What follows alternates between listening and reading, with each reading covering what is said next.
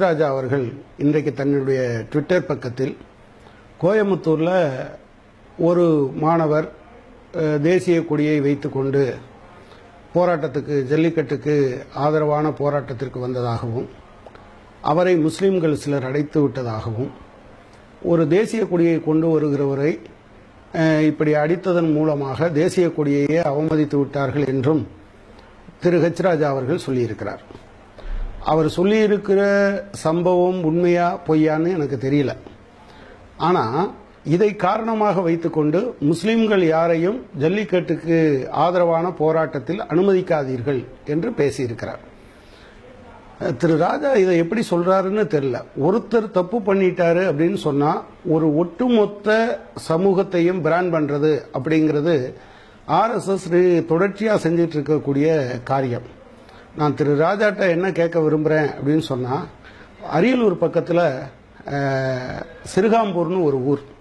அந்த ஊரில் நந்தினின்னு ஒரு மாணவி, ஒரு ஒரு ஒரு சிறுமி, தலித் குடும்பத்தை சேர்ந்தவர். அவரை கல்யாணம் பண்ணிக்கிறேன்னு சொல்லி ஒருத்தன் கெடுத்துறான். அதுக்கு பின்னால் என்ன பண்ணுறான்னா, அவன் கல்யாணம் பண்ண சொல்லி கட்டாயப்படுத்தின உடனே அந்த பெண்ணை கல்யாணம் பண்ண மாட்டேன்னு சொல்லிட்டு அந்த பெண்ணை கடத்திட்டு போய் தனி இடத்துல வச்சு 5 பேர் சேர்ந்து பாலியல் பலாத்காரம் செய்து கையை உள்ள விட்டு அந்த அந்த கருப்பையை வெளியே எடுத்திருக்காங்க. எடுத்துட்டு கிணத்துல வீசி கொலை பண்ணி சில நாட்கள் கழித்து அப்படியே பணமாக எடுத்திருக்காங்க. அந்த காதலிச்சவன் யார் தெரியுமா? இந்து முன்னணியினுடைய அந்த ஒன்றிய செயலாளர், பேரு மணிகண்டன். நான் என்ன கேட்க விரும்புகிறேன் திரு ராஜாட்ட, ஒரு இந்து முன்னணியினுடைய ஒன்றிய செயலாளர் இப்படி செஞ்சதுனால இந்து முன்னணிக்காரங்க எல்லாம் இப்படித்தான் செய்வாங்கன்னு சொன்னா ராஜா ஒத்துப்பாரா? ஏன் இப்படி பேசுகிறார் என்று தெரியவில்லை. வாய்ப்பு கிடைக்கிற போதெல்லாம், ஒற்றுமை ஏற்படுகிற போதெல்லாம் விஷத்தை தூவுகிற இந்த வேலையை செய்கிறார். இது நல்லதல்ல நாட்டுக்கு. ஒரு ரொம்ப இதா வேற பேசியிருக்காரு. தேசிய கொடியை அவமதிக்கலாமா? நான் திரு ராஜாட்ட சொல்ல விரும்புறேன், இந்த மூவர்ண கொடியை 2002ஆம் ஆண்டு வரை நீங்கள் உங்கள் RSS அலுவலகத்தில் ஏற்ற தடை விதித்திருந்தீர்கள். உண்டா இல்லையா? 1946 ஆகஸ்ட் 14ஆம் தேதி உங்க ஆர்கனைசர் பத்திரிகையில இந்த மூவர்ண கொடியை ஏற்கவும் மாட்டோம், மதிக்கவும் மாட்டோம்னு நீங்க எழுதினது உண்மையா இல்லையா? ஏன் இப்படி பேசுறீங்க? இது என்ன, நீங்க வரலாறே தெரியாது, இளைஞர்களும் மாணவர்களுக்கும் வரலாறு தெரியாதுன்னு நினைக்கிறீங்களா? தயவு செய்து இப்படி பண்ணாதீங்க. அப்புறம் அவன் மாட்டுக்கறி சாப்பிட்றான், எனவே முஸ்லிம்களை அனுமதிக்காதீங்கன்னு சொல்றீங்க. இந்தியாவில் மாட்டுக்கறி சாப்பிட்றது முஸ்லிம்கள் மட்டும்தான் சாப்பிட்றாங்களா? இந்துக்கள்ல யாருமே சாப்பிட்றது கிடையாதா? உங்களுக்கு தெரியாதா திரு ராஜா அவர்களே? ஏன் இப்படி சொல்றீங்க? நான் என்ன கேட்கிறேன், இது சாப்பிட்றதே தப்பு, ஆனா நீங்க சாப்பிட மாட்டேன்னு சொல்லுவீங்க, மாட்டுக்கறியை உற்பத்தி பண்ணி வெளிநாட்டுக்கு ஏற்றுமதி பண்ணுவீங்க. நீங்க உத்தரப்பிரதேசத்தில் உங்க கட்சிக்காரங்க அதை பண்ணலைன்னு சொல்லுங்க, அதுவும் அரபு மொழியில பேர் வச்சுக்கிட்டு இல்லைன்னு சொல்லுங்க. நீங்க உங்களால சொல்ல முடியாது திரு ராஜா. அவங்ககிட்ட நீங்க டொனேஷன் வாங்கி, நாய் வித்த காசு குறைக்காதுன்னு சொல்லுவாங்க, மாட்டுக்கறி வித்த காசு அது ஒன்றும் திகட்டாதுன்னு வாங்கி வாங்கி நீங்க தேர்தலுக்கு அந்த காசை வாங்கிக்கிட்டு நீங்க மாட்டுக்கறி சாப்பிட்றவங்களாம் மோசம்னு வேற திட்டிட்டு அலைகிறீங்க. இதை எப்படி எந்த வகையில் சேர்க்கிறது அப்படின்னு எனக்கு தெரியல.